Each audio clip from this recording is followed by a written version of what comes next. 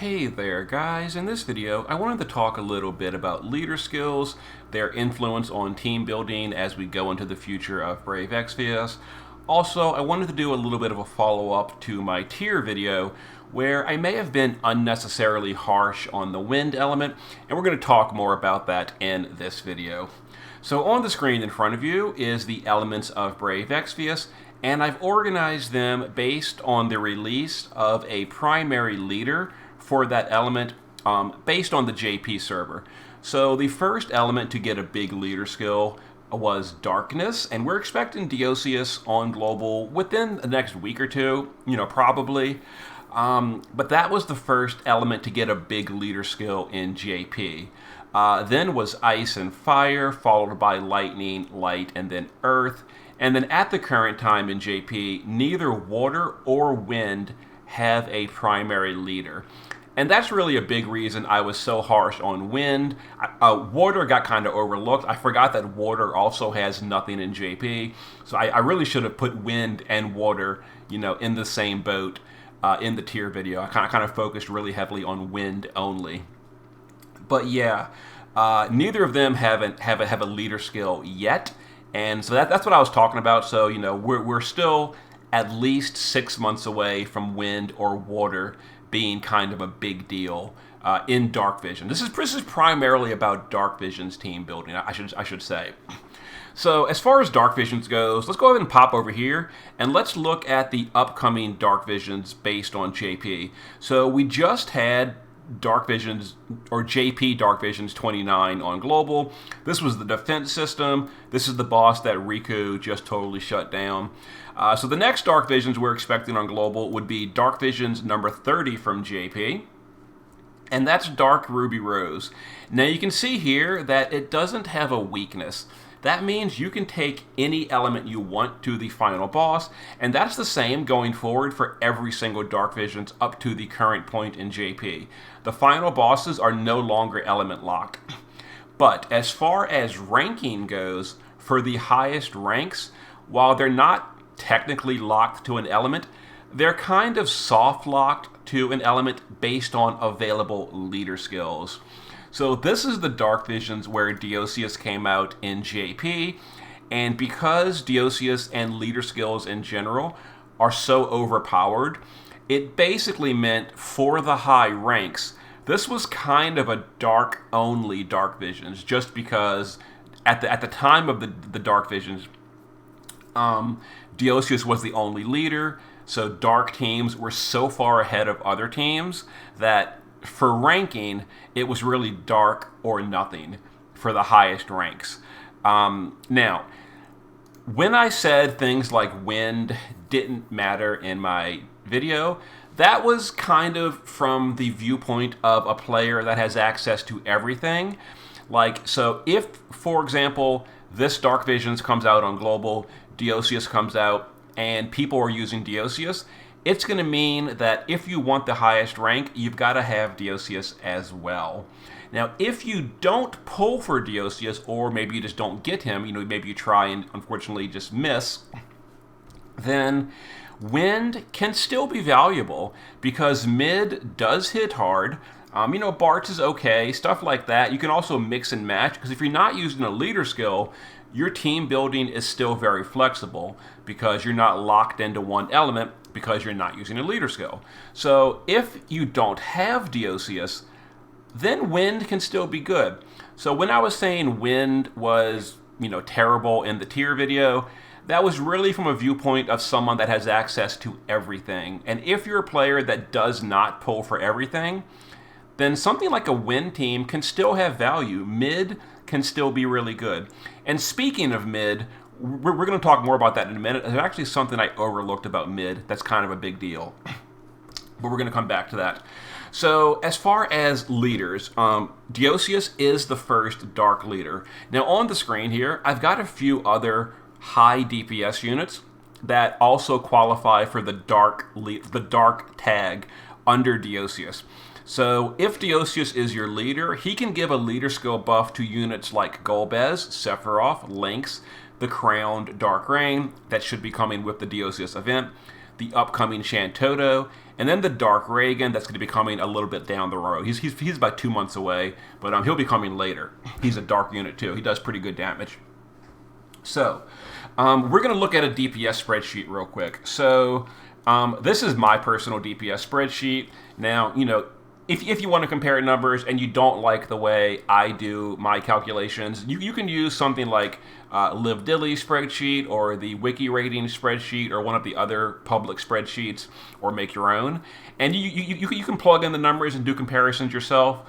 But for the sake of this video, we're going to use my personal spreadsheet with the way I do calculations. But this is just some Dark Visions calculations, some burst damage based on the current time in global, February 25th. So here's just some burst damage numbers. X death is really high. If you're doing earth damage, Yuffie is really high. Stuff like that. Here's the basic breakdown. And here's mid. She's pretty high. I was kind of harsh on mid because she's a wind unit, but we're going to talk more about her in just a minute specifically. I probably was too harsh on mid, and she's better than I probably let on.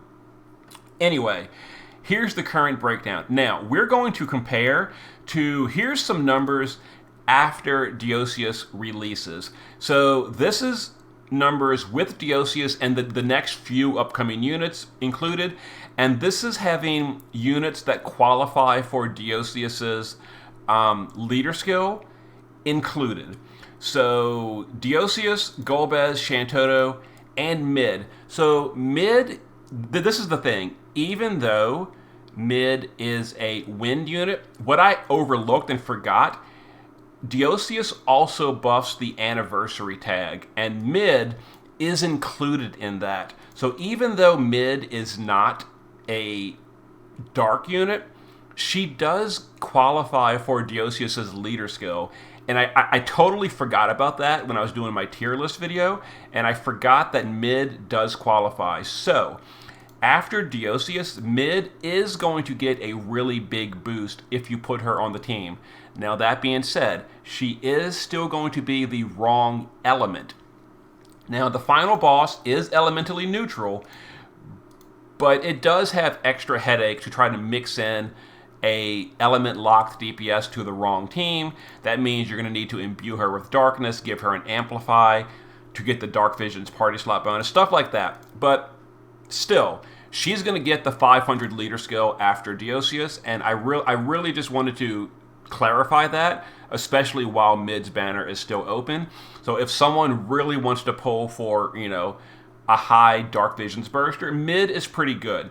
So I really just wanted to get that out there this week, that mid can deal good damage, because during my tier video I just completely forgot that she qualified for Deoceus's leader skill, even though she's not a dark unit, but she does qualify for it.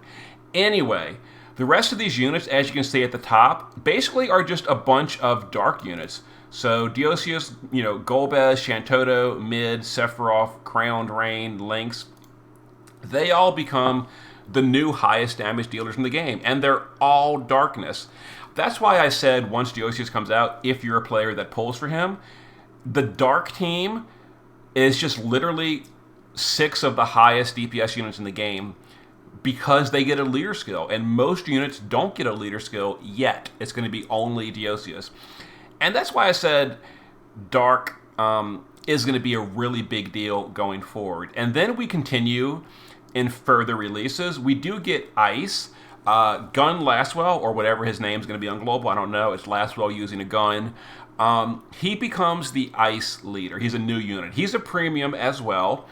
Now, the issue here is Lastwell's leader skill is only 300%. It's a heavily nerfed version of the other premium leader skills.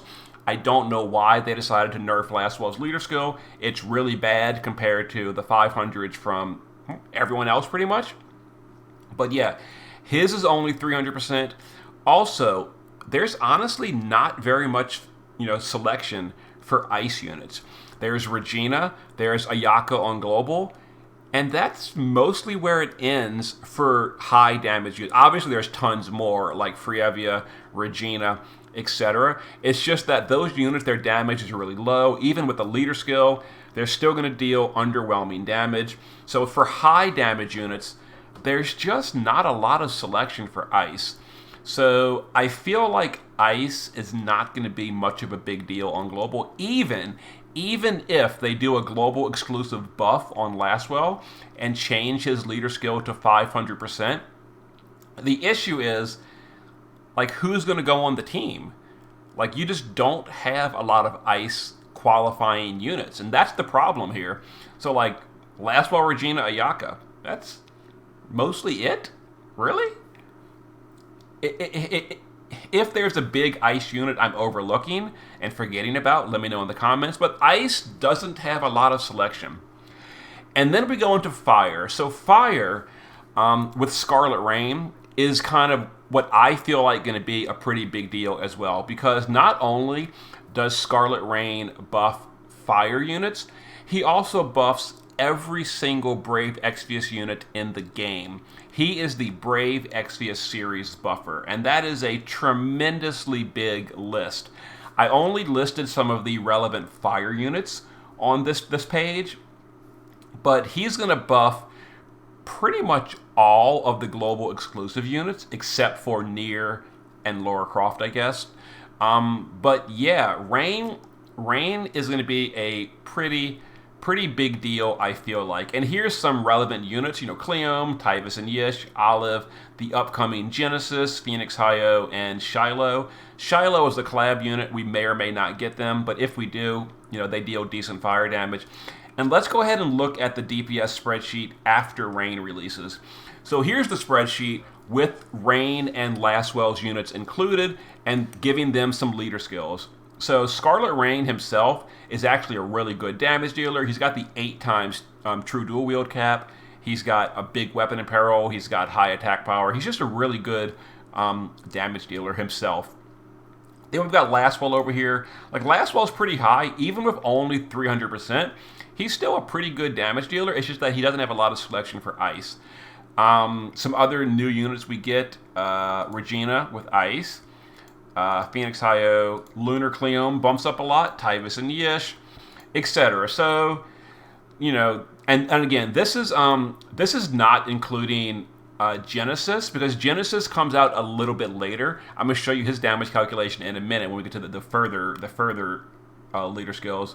But yeah, Rain does still have a decent fire team. So at that point, around this Dark Visions or the Dark Visions Abyss, if Global does the same thing, you're going to have an option between either a Dark team or a Fire team. So if you go all in for Deoseus and you're still using Darkness, you can use them on the upcoming Dark Visions and still be competitive. If you go for Rain, you're going to have a Fire team, an alternative. I don't know what's going to be the absolute best, a pure fire team, a pure dark team, or maybe mix and matching. Because remember, Rain buffs all Brave Exvius units. So even though, for example, like Deoseus, Dark Rain, Dark Reagan, Knights of Grand Shell, stuff like that, even though they aren't fire units, they're still getting buffed by Rain's skill. So and mid, of course, is still going to get a buff by Rain. Stuff like that, Chizuru, Sky, they're all going to get buffed by Rain. So you can do like a fire team and mix in some other units, and that can be really good as well. And that's kind of the reason, a lot of players are speculating that Scarlet Rain is going to be probably the highest value leader to chase, just because of that Brave Exvius tag. No Global may change things. They may decide that's too good, we're going to nerf it. I don't know. We'll have to see when he comes out. He's still about a month and a half away.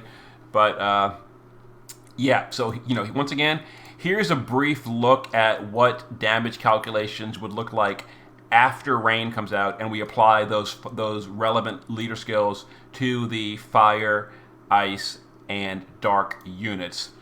Then going forward, we get Lightning. Lightning's in kind of a weird spot, where it's the same thing as Ice. Zac is really high damage. Cloud becomes really high damage when Zac comes out. And then Arus, I don't know. He's a collaboration unit. I don't know if we're going to get him or not. If we do get him, he's a lightning damage dealer.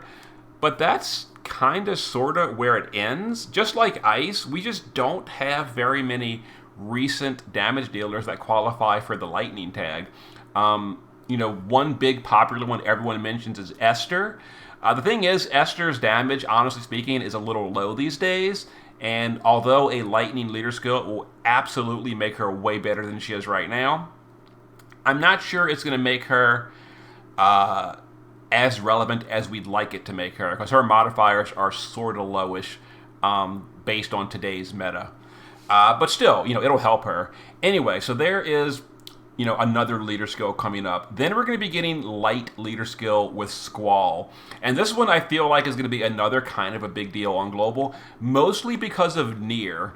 Nier has 2B and A2, and they're still really good damage, and after they get a leader skill that applies to them, it's going to really help them out a large amount. We've got Surge. Quistis comes out with Squall. She's a light damage dealer. Knights of Grandshell get crowns. They become good again. Seraphina and Yao are collaborations. We may or may not get them, but they're light damage dealers. And let's look at some damage calculations after Squall comes out. So now we're including Genesis, because Genesis comes out during this time period as well. And Genesis is one of those weirdos, kind of like the Meteor units or Riku, where Genesis was a pretty terrible unit on JP, because he does damage based on his MP pool, and in JP, that doesn't really work because they have no MP cards. But on Global, we have the Dazzling Demoness card, and Genesis is like a Meteor unit, except unlike X-Death and Golbez, etc., he's a Neovision's base unit, meaning he has significantly better base stats, so he scales so much better than the Neovision's Awakened units. Also, he has a 150 Amplify, whereas the other Meteor units do not have that. So Genesis on Global is going to be a really big deal thanks to the Dazzling Demoness card. Now, the downside is, unlike Meteor, Genesis, his Meteor skill is actually locked to the fire element. He is not elementally flexible. So he's going to go on Scarlet Rain teams, and he can make fire really, really powerful. Yet another reason that Scarlet Rain is probably going to be one of the highest value leaders on Global, because Genesis and his big boy number is going to be really, really powerful. Imagine X-Death with 150 Amplify and much higher stats. That's Genesis. But anyway, so light. So Squall's going to come out. Squall is, where's he in the calculations? Here he is. So Squall does pretty good damage. He's not the highest damage, but the thing with Squall is he gears so easily. He literally, if you saw my JP videos, he caps literally every single stat in the game, including every single killer at 300% at the same time. So he just gears for everything so easily. He's very nice. Also, he's going to buff up 2B and A2. You can see they really jump really high after Squall comes out. And here's Twin Blades Dark Reagan. This is what I mentioned. We're getting a new Dark Reagan, but he's a dark unit, so he's going to buff up the dark teams when he comes out. If you decide to pull for him, he's a dark guy. Here's Shantoto. I think I mentioned her earlier. But anyway, the whole point of this video is to show you, like, you're noticing after these leader skills come out, do you know what you're not seeing on these damage charts? Units that don't qualify for leader skills. They're like way down here. They are just left in the dust. So all these units that are doing really good today, so like Titus or Citan or Bartz, after leader skills come out, relatively they just don't scale because they don't have a leader skill. Now, some of them, like for example Chizuru, can get other leader skills like the Brave Exvius leader skill of Squall or the Crowned Tifa. Even though there's no water leader skill, Tifa can go on a Zac team because Zac buffs Final Fantasy VII units, stuff like that. Down here, the new Irvine that comes out on Final Fantasy VIII.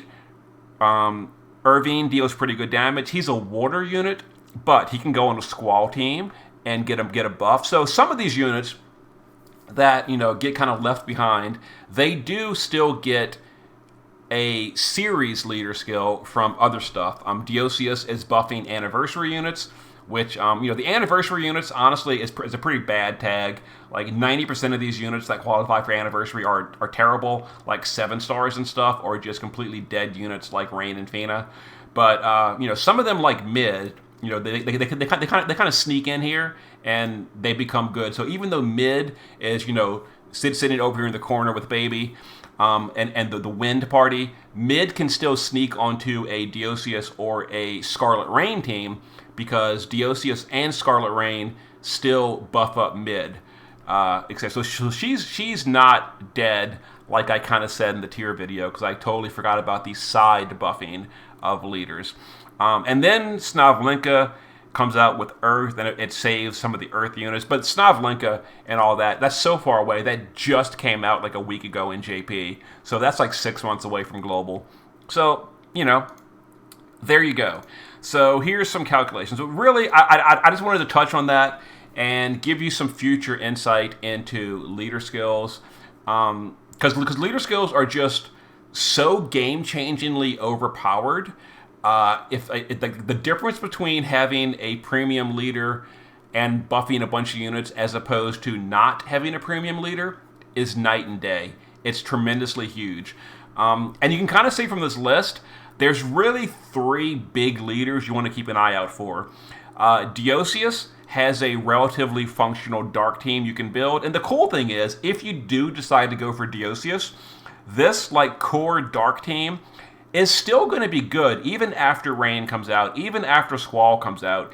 You can still keep using your dark team and still be competitive. Now, it might not be top 100 competitive, but it'll still be useful and usable on, these upcoming Dark Visions. If you saw my JP video, which is not super relevant on Global because JP Dark Visions and Global Dark Visions are 2 completely different metas.